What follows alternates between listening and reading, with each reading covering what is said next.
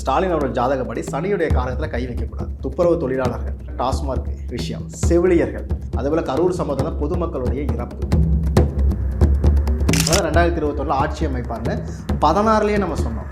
அப்போ 21 வரும்போது நம்மளோட ஜாதகம் சரியில்லைங்கிற சொல்கிறோம். அப்போ அவருடைய ஜாதகம் வீக் ஆகும்போது அந்த டிரான்சிட்டில் வந்து ராகு கேதுக்கள் எல்லாம் வரும்போது மைனஸ். சுக்கிரதிசை ஆரம்பிச்சதுலேருந்து அவர் பீக்கில் இருப்பார். நல்லா செக் பண்ணிக்கணும். ஆனால் அந்த கட்டமைக்கக்கூடிய பிம்பத்தில் போய் லாக் ஆகும்போது அந்த 11ஆம் இடம் சிறப்பாக இவர் மக்கள் மத்தியில் போய் சேர்த்துது. கரெக்டாக பிளான் பண்ணி தான் உள்ளே வந்திருக்காரு. அவர் ஜாதகம் பார்க்காமலாம் வந்திருக்காருன்னா நான் நம்பவே மாட்டேன். இது வரைக்கும் திருமாவளவனுடைய கட்சி அவர்களுக்கு வந்து ஒரு சீட்டு கிடைக்கவே தவிர அங்கீகாரம் கொடுக்க மாட்டாங்க. சீக்கிரம் இன்றைக்கி அவங்களுடைய ஆட்கள் வந்து மினிஸ்டர் ஆகிட்டாங்க. அப்போ சிறுபான்மையர் அப்படின்னு சொல்லக்கூடிய இடம் வந்து சனியுடைய ரொம்ப வீடு சிறுபான்மையர் வீடு. ராகு அங்கே வந்துட்டார். அவங்கள பூஸ்டப் பண்ணி விட்டாங்களா? இப்போ அவர் ஆகிட்டாரா? குறிப்பாக கேது எப்பெல்லாம் 18 வருஷத்துக்கு ஒரு முறை சிம்மத்துக்குள்ளே வருவார். இருக்கிற ஆட்சியில் தொடச்சிருவார். 15 வருஷமாக ஆண்டுட்டு இருந்த மம்தா பானர்ஜி இன்றைக்கி இல்லை. பஞ்சாப் என்னாச்சு? மாறி போச்சா? 10 வருடம் தொடர்ந்து இந்த பினராயி விஜயன் இன்றைக்கி கிடையாது, மாறிடுச்சா? ராகு கேதுகள் உள்ளே வந்தோடனே அவர் என்ன பண்ணிடுச்சு? வாஷ் அவுட் பண்ணிடுச்சு. 18 வருஷத்துக்கு ஒரு முறை இந்த ஆட்சி மாற்றம் உண்டு.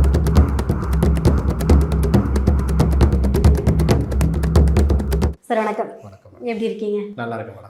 முதலமைச்சராக விஜய் அவர்கள் பதவி ஏற்கிறதுக்கு முன்னாடியே நீங்கள் வந்து ஒரு விஷயம் சொன்னீங்க. என்ன அப்படின்னா, இங்கே கண்டிப்பாக ஆட்சி மாற்றம் நிகழும், ஒரு புதுமுகம் தான் வந்து ஆட்சி அமைப்பாங்க அப்படின்னு. ஸோ உங்களுடைய வாக்குனை வந்து உண்மையை சொல்லணும்னா உண்மையாக ஆயிருக்கு அப்படின்னு தான் நான் எடுத்துக்கிறேன். ஸோ எப்படி கணிச்சிங்க? விஜய் அவர்களுடைய ஜாதகம் உங்கள் கையில் இருந்ததா? நீங்கள் எப்படி கணிச்சு அவ்வளோ சரியான முடிவு கொடுத்தீங்க? ஓம் காலகால ஈஸ்வராய நமக, பிரபஞ்ச சக்திக்கு நன்றிகள். இப்போது புதுமுகம் வருவாங்க நான் சொல்லலை. ஆக்சுவலாக ஆட்சி மாற்றம் கன்ஃபார்மாக சொன்னேன். ஏன்னா நம்ம இல்லாத சொல்லக்கூடாது. என்னுடைய பதிவுகள் வந்து கடந்த ஆகஸ்ட் மாதம் என்னுடைய ஃபேஸ்புக் பதிவுகளும் என்னுடைய வீடியோவும் இருக்குது. ஆல்ரெடி நிறைய யூடியூப் சேனலில் இருக்குது. நம்ம பண்ணும்போது என்ன சொன்னோம்னா, இப்போ இருக்கிற திமுக அரசாங்கம் கண்டிப்பாக தோக்குது. புதிய கட்சி ஆட்சி அமைக்க போகுது. புதிய எதுவான இருக்கலாம். அது ஏடிஎம்கேவாக இருக்கலாம் அல்லது விஜய் கட்சியாக கூட இருக்கலாம். ஏன் நான் விஜய் கட்சி நான் மென்ஷன் பண்ணேன்னா, விஜய் அவர்களுடைய ஜாதகம் எனக்கு என் கையில் கிடையாது. நான் சோர்ஸ் மூலமாக ட்ரை பண்ணேன். பட் சரியான டீட்டெயில்ஸ் எனக்கு கிடைக்கல. பட் இன்றைக்கி வந்து ஒரிஜினல் ஜாதகம் நம்மக்கிட்ட இருக்குது. காரணம் வந்து அவருடைய அப்பா வந்து ஒருத்தர்கிட்ட ஜாதகம் பார்த்தவர் நம்மளுடைய நண்பர், அவர் மூலிமா கிடைச்சது. அதே போல் வந்து அவர் கூட இருக்கிறவருடைய ஆட்கள் வந்து ஜாதகமெல்லாம் பார்த்துருப்பாங்க இல்லையா, அவங்க வந்து என்னுடைய நண்பருடைய நண்பர். அதனால் அந்த மெயின் சோர்ஸ் எல்லாமே ரொம்ப ரெகுலர் மெயின் சோர்ஸஸ் அவங்க மூலிமா கிடைச்சது. ஸோ 3 பேர் கொடுத்த டேட்டாவும் சேம் டேட்டாஸ். ஸோ அதனால் பர்ஃபெக்டாக அதுதான் தெரியும். அப்புறம் அவர் நடந்த விஷயங்கள் இப்போ நடக்கிற இன்புட்ஸ் எல்லாம் செக் பண்ணும்போது ஜாதகம் கரெக்டுங்கிறத கன்ஃபார்ம் பண்ணிட்டோம். நாங்கள் வந்து மெயினாக வந்து ஆட்சி மாற்றத்துக்கான காரணம் என்ன அப்படின்னு கேட்டிங்கன்னா, ராகு கேதுகள் எப்பெல்லாம் வந்து ஜோதிட ரீதியாக சிம்மத்துக்குள்ளாரையும் கும்பத்துக்குள்ளாரையும் என்ட்ராகுதோ அன்றைக்கெல்லாம் ஆட்சி மாற்றம் இருக்கும். குறிப்பாக கேது எப்பெல்லாம் 18 வருஷத்துக்கு ஒரு முறை சிம்மத்துக்குள்ளே வருவார். இருக்கிற ஆட்சியில் தொடச்சிருவார். புதிய ஆட்சிகளை தான் அமைப்பார். இல்லைனா கூட்டணி ஆட்சிகளை கொண்டு வருவார். இருக்கிறத கட் பண்ணி வர்றது தான் கேது. அப்போ என்ன பண்ணுறோம்னா, இதோட ரீசைக்கிள்ஸ் எல்லாம் நம்ம செக் பண்ணுறோம். ஆல்ரெடி இருந்த டேட்டா பேஸ் எல்லாம் செக் பண்ணும்போது இப்போ ரீசெண்டாக பார்த்தீங்கன்னா மோடி அவர்கள் ஜெயிச்சிருப்பாங்க. மோடி அவர்கள் எப்படி ஜெயிச்சாங்கன்னு நீங்கள் நோட் பண்ணி பாருங்கள். முதல்ல 2 தடவையும் மெஜாரிட்டி, இந்த தடவை மெஜாரிட்டி இல்லை. ஸோ இங்கே வந்து கூட்டணி ஆட்சி. அப்போ நாங்கள் என்ன பண்ணோம்னா, அந்த ராகு கேதுகள் எப்பெல்லாம் வந்து கும்பத்துக்குள்ளே என்ட்ராகக்குள்ள 3 வருட காலகட்டங்கள் எப்போவும் ஒரு மாற்றம் இருக்குது. இதோடைய டேட்டாஸ் எல்லாம் பின்னாடி போய் செக் பண்ணால் இது நடந்திருக்கு. அதுக்கு எல்லாமே ஒன் பை ஒன்னாக சொல்கிறேன். ஏன் விஜய் இங்கே வந்தாங்கிறது உங்களுக்கு ரீசன் தெரியும். அப்போ இந்த இடத்துல நாங்கள் செக் பண்ணும்போது சரி, இப்போ வந்து மோடி மாறிட்டார். ஆனால் அவர் கூட்டணி ஆட்சி அவர் அக்செப்ட் பண்ணிக்கிட்டார். இல்லைன்னா அவரே தோற்றுருப்பார். வேறு ஆட்சி இது வந்திருக்கும். நம்ம காங்கிரஸ் ஸ்ட்ராங்காக இல்லைன்னு சொன்னால் கூட ரீசன் வந்து பாருங்கள், அவர் வந்து மீண்டும் கூட்டணி ஆட்சி தான் அமைச்சிருக்கார். வெஸ்ட் பெங்கால் 15 வருஷமாக ஆண்டுட்டு இருந்த மம்தா பானர்ஜி இன்றைக்கி இல்லை. 18 வருஷத்துக்கு முன்னாடி பாருங்கள், அப்போ தான் உள்ளே என்ட்ராகிறாங்க.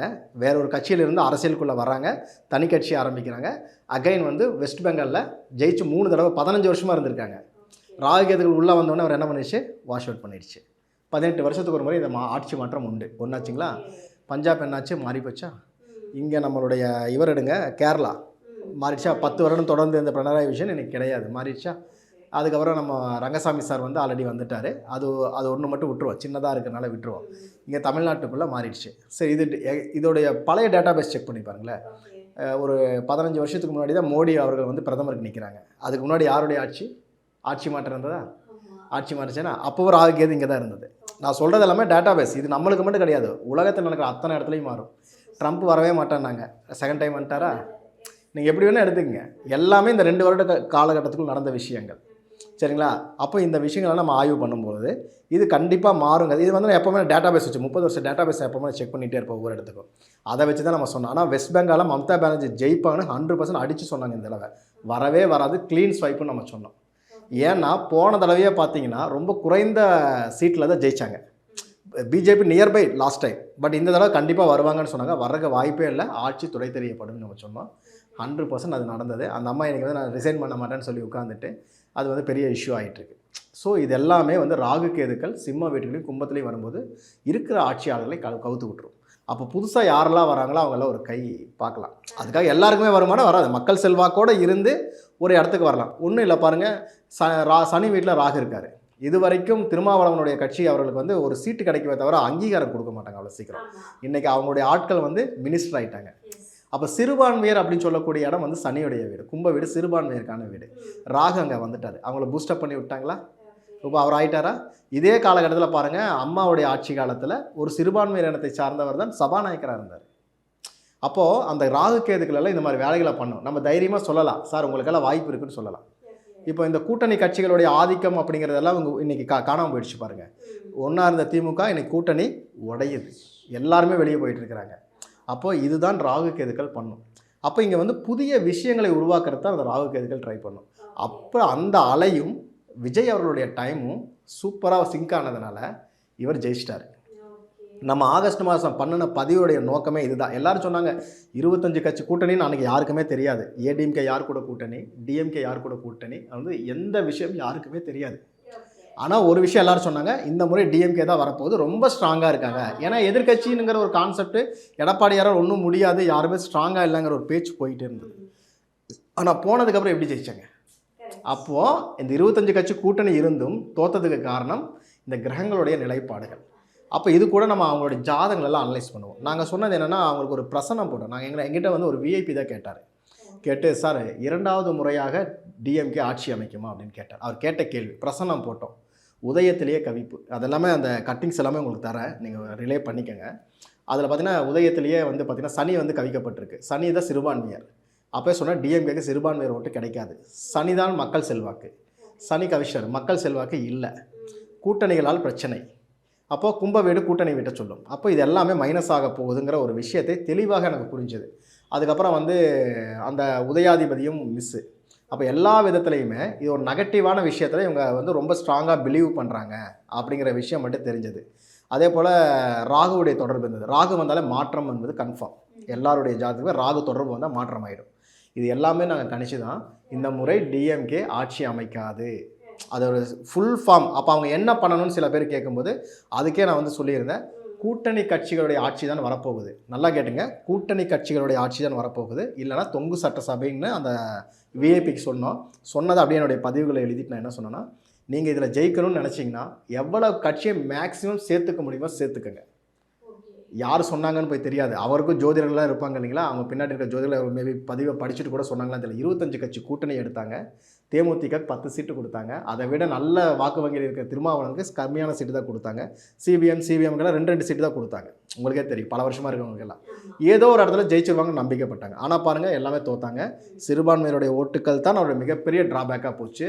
தோற்றதுக்கு மிக முக்கியமான இடம் சென்னை கோட்டைன்னு சொன்னாங்க. 2 தொகுதி தான் ஜெயிச்சாங்க. ஒன்று வந்து துறைமுகம், இன்னொன்று வந்து சேப்பாக்கம். இதை தாண்டி எந்த இடத்துலையுமே அவங்களுக்கு கிடைக்கல. அப்போ நம்ம சொன்ன சிறுபான்மையர் அடி வாங்கிச்சா, பொதுமக்களுடைய தன்மைகள் அடி வாங்கிச்சா, இது எல்லாமே எப்போ சொன்னோம்? போன ஆகஸ்ட்டில் சொன்னோம். அப்போ இதெல்லாம் கேட்டுட்டு தான் அவர் அந்த வேபி மறுபடியும் கேட்டார், மறுபடியும் டிஎம்கே எப்போ ஜெயிக்குன்னு கேட்கும்போது 13 வருஷத்துக்கு முன்னாடி இனிமேல் உங்களுக்கு வாய்ப்பு குறைவு. ஏன்னா அந்த பதிவிலேயே ஒரு விஷயத்தை சொல்லியிருப்பேன், தலைமையாளர்லாம் மாற்றுங்க. தலைமை இந்த தலைமையை வச்சு நீங்கள் சந்திக்கவே முடியாது. யாரெல்லாம் கேட்டாங்க, அவங்க 2 ஜாதகத்தை கொடுத்தாங்க. அந்த 2 ஜாதகத்துக்கும் தலைமைக்கான வாய்ப்பு இப்போதைக்கு இல்லை. இந்த தலைமை மாறினால் கூட்டணி கட்சிகளோடு சேர்ந்து 1% வாக்கு வித்தியாசத்தில் நீங்கள் 1% கூட்டணி கட்சி, அதாவது மெஜாரிட்டி இல்லாத மைனாரிட்டி திமுக அரசாங்கம் அமைக்க ஒரு வாய்ப்பு இருக்குது. ஆனால் இது சாத்தியமான எனக்கு தெரிஞ்சு வாய்ப்பே இல்லைங்கிறது என்னுடைய கான்செப்ட். ஆனால் 1% நீங்கள் கேட்கக்கூடிய விஷயம் நடக்கிறதுக்கு வாய்ப்பு இருக்குது. ஆனால் அப்போ வந்து விஜய் வந்து இவ்வளோ பெரிய எழுச்சியாக வருவார் யாருக்குமே தெரியாது. ஏன்னா அரசியல் கணிப்பாளர்களும் சரி, அரசியல்வாதிகளும் சரி, பெருசாக அவரை கணிக்க தவறிட்டாங்க இந்த இடத்துல. அப்போ நம்ம ஒரு ஜோசியர், நம்ம எப்படி கணிப்போம்? நம்மளும் கணிக்க மாட்டோம் இல்லையா? அப்போ வந்து நம்ம வந்து அந்த ஜாதகங்களை தான் நம்ம கணிப்போம்.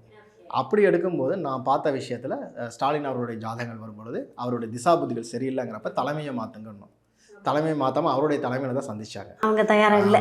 இதே விஷயத்த 2021 2016 11 அம்மா ஜெயிக்கிறாங்க. மறுபடியும் 16 கேட்கும்போது அந்த அம்மா ஜெயிப்பாங்க, ஆனால் உடம்புக்கு முடியாமல் போகணும். ஆனால் அவர் இல்லை இன்னைக்கு. அந்த டயத்தில் இதே டிஎம்கே சார்ந்த ஒரு நபர் வந்து என்கிட்ட கேட்டாங்க, சார் எங்கள் கட்சி எப்போ சார் ஜெயிக்கும்? 2 தடவை அவங்களே ஜெயிச்சிட்டாங்க, எங்கள் கட்சி எப்போ? நான் சொன்னேன், அப்போ வந்து ஸ்டாலினோட ஜாதகம் என் கைக்கு வருது. 2021 உங்கள் ஆட்சி.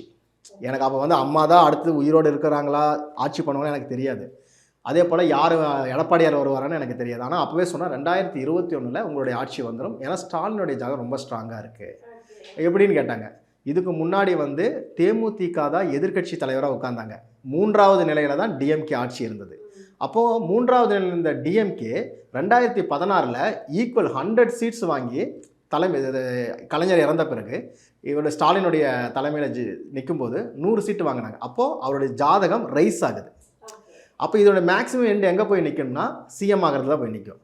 அதை வச்சு நம்ம சொன்னால் சனி திசை சுக்கிர புத்தியில் அவர் சிஎம் ஆகிடுவார். அதுக்கான வாய்ப்புகள் எல்லாமே சிறப்பாக இருக்குது. மேலேருந்து கீழே வரைக்கும் அவருக்கு செல்வாக்கு இருக்குன்னு சொன்னோம், ஜெயிச்சார். அதே ஆட்கள் மறுபடியும் கேட்கும்போது தான் இன்றைக்கி சொன்னால் தோற்றுருவாங்கன்னு சொல்லும்போது அவங்களை ஏற்றுக்க முடியல. போன தடவை ஜெயிப்பான்னு சொல்கிறப்ப ஏற்றுக்கிட்டீங்க, ஆனால் தோப்பான்னு சொல்கிறப்ப நம்பலை. சார் ஜெயிச்சிட்டாங்கன்னா உங்களுடைய பேரில் கெட்டு போயிடுனாங்க. சார் எனக்கு கணிப்பு, நான் வருது கொடுக்குறேன், உங்களுடைய விருப்பம். ஜெயிக்கிறது ஆண்டவன் கையில் இருக்குது, என் கையில் ஒன்றும் கிடையாது. ஏன்னா ரொம்ப நம்புறவங்களாம் தோற்று தான் போயிருக்காங்க நான் பார்த்த வரைக்கும். ஓவர் கான்ஃபிடென்ட் உடம்புக்கு ஆகாது, பார்த்துக்குங்கண்ணே. கரெக்டாக பாருங்கள், டிசம்பர் வரைக்கும் நம்ம விஜய் அவர்கள் வந்து ஜெயிப்பாங்கன்னு யாருக்குமே நம்பிக்கை கிடையாது. அதுக்கப்புறம் அவர் வந்து கொஞ்சம் கொஞ்சமாக ரைஸ் ஆகி கரூர் சம்பவம் மிகப்பெரிய ப்ளஸ் பாயிண்ட் அவருக்கு. இவருடைய ஜாதகப்படி யார், நம்மளுடைய ஸ்டாலின் அவர்கள் ஜாதகப்படி சனியுடைய காரகத்தில் கை வைக்கக்கூடாது.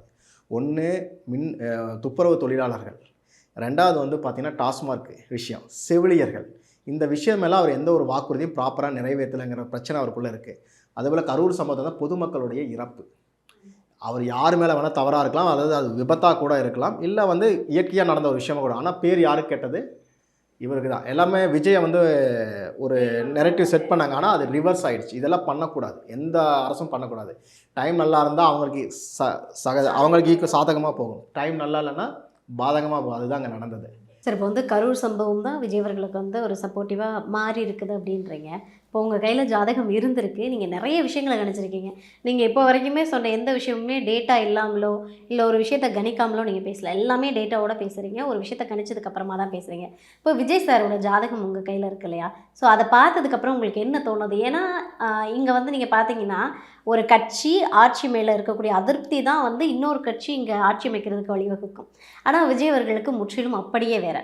ஸோ இன்றைக்கி அவங்க முதலமைச்சராக ஆயிருக்காங்க அப்படின்னா அது மக்கள் செல்வாக்கு அப்படின்னு தான் சார் நான் பார்க்குறேன். ஸோ அவங்களுடைய ஜாதகம் உங்கள் கையில் இருக்குது. ஜாதகம் சொல்லக்கூடிய விஷயம் என்ன? ஆக்சுவலாக வந்து எப்போவுமே நம்ம கட்சி தலைவரோட ஜாதகங்கள் இல்லாமல் நம்ம பார்க்கக்கூடாதுன்னு தான் சொல்லுவோம். ஆட்சி மாற்றம் என்பது கன்ஃபார்ம், ஏடிஎம்கே கூட வந்திருக்கலாம். பட் அவர் ஏன் ஸ்ட்ராங் ஆகாமல் புதுசாக வந்த ஒருத்தர் எம்ஜிஆர் மாதிரி எப்படி திடீர்னு வந்து 2 வருஷத்தில் கட்சி ஆரம்பித்து ஒரு 2 வருஷத்தில் எப்படி மிராக்கிள் இல்லையா? அப்போ இதுக்கு வந்து பார்த்திங்கன்னா நம்ம என்னதான் மக்கள் செல்வாக்கு இருந்தாலுமே நம்ம டிஎம்கே சாதாரணமாக இடம் போட்டுற முடியாது. கூட்டணி கட்சி இருக்குது, பாரம்பரிய கட்சி, 60-70 வருஷம் ஆன ஒரு கட்சி. அவங்களோட அடிப்படை கட்டமைப்புங்கிறது பயங்கர ஸ்ட்ராங்கு. ஏடிஎம்கே விட ஸ்ட்ராங்கான அடிப்படை கட்டமைப்பு இருக்கிறவங்க தான் டிஎம்கே. ஏடிஎம்கேல கூட கொஞ்சம் கோவப்பட்டால் வெளியே போயிடுவோம். டிஎம்கேலாம் பரம்பரையாக இருக்கிறவங்க தான் அதிகம். ஏன்னா கலைஞர்லாம் பேசி கட்சியை வளர்த்தவர். அண்ணா அவர்கள்லாம் பேசி கட்சி, அந்த பழைய ஆட்கள்லாம் விட்டு தர மாட்டாங்க. அப்பேற்பட்ட ஒரு கட்சி அது எப்படி தோக்குது அப்படிங்கிறப்போ ஜாதகம் தான்.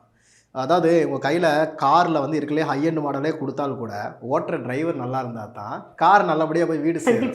கரெக்டாக ஓட்டுற டிரைவர் நல்லா இல்லைன்னா என்ன பண்ண முடியும்? அப்போது ஒரு கட்சியோட தலைவருடைய ஜாதகம் நல்லா இருக்கணும். நான் ஏற்கனவே சொன்ன மாதிரி ஸ்டாலினோட ஜாதகம் நல்லா இருந்தாலும் 2021 ஆட்சி அமைப்பார்னு 16 நம்ம சொன்னோம்.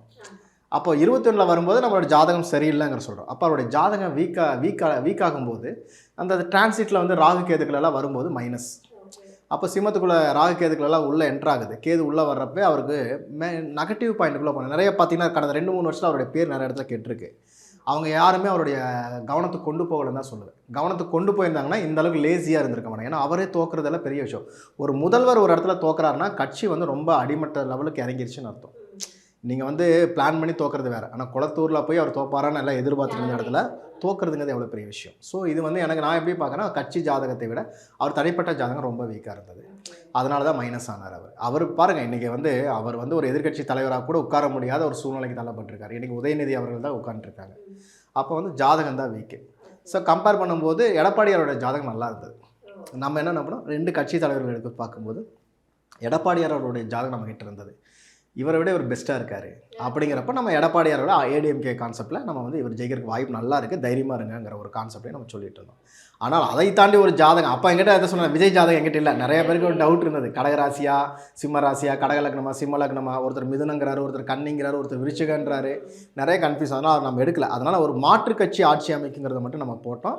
தொங்கு சட்டசபை என்பது 100% சொன்னது நம்ம தான். முதல் ஆகஸ்ட் மாதமே சொன்னோம், தொங்கு சட்டசபை கன்ஃபார்ம். அதை எனக்கு கன்ஃபார்ம் பண்ணது வந்து மோடி அவருடைய அரசாங்கம் தான் கன்ஃபார்ம் பண்ணுச்சு. ஏன்னா அங்கே மேலே வரல, கீழேயும் அந்த ராகு கேதுகள் அந்த வேலையை பண்ணணும்னு நல்லாவே தெரியும். ஆட்சி மாற்றம் அல்லது தொங்கு சட்டசபை அப்படின்னு கன்ஃபார்மாக தெரியும். அதனால் புதுசாக வர்றவர் விஜய் ஜெயிப்பாரான்னு ஒரு கொஸ்டின் மார்க். அதனால தான் நான் வந்து என்னுடைய வீடியோக்களே சொல்லியிருப்பேன், ஏடிஎம்கேவும் தாவேக்காவும் இணைந்து நின்றுச்சுன்னா கண்டிப்பாக 200+ க்ளீன் ஸ்வைப் அப்படிங்கிற விஷயத்த நம்ம சொன்னோம், கூட்டணி ஆட்சி அப்படின்னும். பட் என்னென்னா அவங்க வந்து தனித்தனியாக பிரிஞ்சு நின்னாங்க. இன்றைக்கி மெஜாரிட்டி வந்து இவர் வந்திருக்காரு. ரீசன் என்னன்னு கேட்டிங்கன்னா, இவருடைய ஜாதக ரீதியாக டைம் சிஎம்முக்கு, முன்னாள் சிஎம்முக்கு டைம் ஒர்ஸ்ட்டாக இருந்தது. அதுக்கப்புறம் எடப்பாடியாரோட ஜாதகம் நல்ல ஜாதகம், கம்பேரிங் டு ஸ்டாலின் கூட பண்ணும்போது இவரோட ஜாதகம் நல்லா இருந்தது. ஆனால் இதையெல்லாம் தாண்டி உச்சபட்சம் சொல்கிறாரில்ல, அடிக்கடி நம்ம விஜயோட ஜாதகம் அடிக்கடி விஜய் யூஸ் பண்ணுவோம், கேரியரின் உச்சம் வர. உச்சம்னாலே கேரியரோட உச்சம்னா 11ஆம் பாவம் தான், லாபஸ்தான பாவம். லாபாதிபதிகள் வேலை செய்யும்போது தான் நீங்கள் கேரியரோட உச்சத்தை தொட முடியும். நீங்கள் எந்த இடத்துல இருந்தாலும், நாங்கள் விளையாடி சொல்லுவோம், பிச்சைக்காரனாக இருந்தால் கூட டாலர் நோட்டு விழுகுண்டா, 11 கோடி திசை நடக்குதுல அப்படிம்போம். அந்த மாதிரியான விஷயம். அப்பேற்பட்ட இடத்துல விஜயை வந்து ஆல்ரெடி வந்து சினிமாவில் கடந்த 10 வருஷமாக பீக்கில் இருக்காரா. சுக்கிரதிசை ஆரம்பிச்சதுலேருந்து அவர் பீக்கில் இருப்பார், நல்லா செக் பண்ணிக்கோங்க. அதுக்கு முன்னாடியெல்லாம் படங்கள் வந்து நிறைய நெகட்டிவிட்டி வரும், அவரை வந்து பெருசாக கலெக்ஷன் இல்லாம்பாங்க, நல்லா இருந்தால் படம் இல்லைம்பாங்க, ஏதாவது ஒன்று ஓடிட்டுருக்கும். நிறையா படங்கள் லாஸ் பண்ணியிருக்கார் அவரும். ஆனால் சுக்கிரதிசை ஆரம்பிச்சது பாருங்கள், அவருடைய கேரியரில் மட்டும் அவருடைய பேர் மட்டும் மேலே வளர்ந்துட்டே இருக்கும். கலெக்ஷன் இருக்கோ இல்லையோ அவர் பேர் எங்கேயுமே நெகட்டிவ் வராது. அந்த க்ரீன்ஸ் ப்ரெசன்ஸ்லேருந்து எல்லாமே நிறைய லுக்கிலேருந்து எல்லாமே மாற்றினார். பார்த்துருப்பீங்க, முன்னாடி இருந்த விஜயோடைய நடிப்பு வேறு மாதிரி இருக்கும். இதுக்கப்புறம் இந்த 10 வருஷத்தில் அவருடைய நடிப்பெல்லாம் பாருங்கள் கொஞ்சம் மாறுதலுக்கு உட்பட்டிருக்கும். அந்த ப்ரெசன்ஸ் எல்லாமே வேறு லெவலில் கொடுத்துருப்பார் படத்தில். அப்போ அவர் என்ன பண்ணாருன்னா, அந்த கட்டமைக்கக்கூடிய பிம்பத்தில் போய் லாக் ஆகும்போது அந்த 11ஆம் இடம் சிறப்பாக இவர் மக்கள் மத்தியில் போய் சேர்த்துது. அது வந்து மேக்ஸிமம் சுக்கிரதிசை குரு புத்தி வரைக்கும் அவர் டைம், அருமையான டைம் என்பது கன்ஃபார்ம் ஆயிடுச்சு.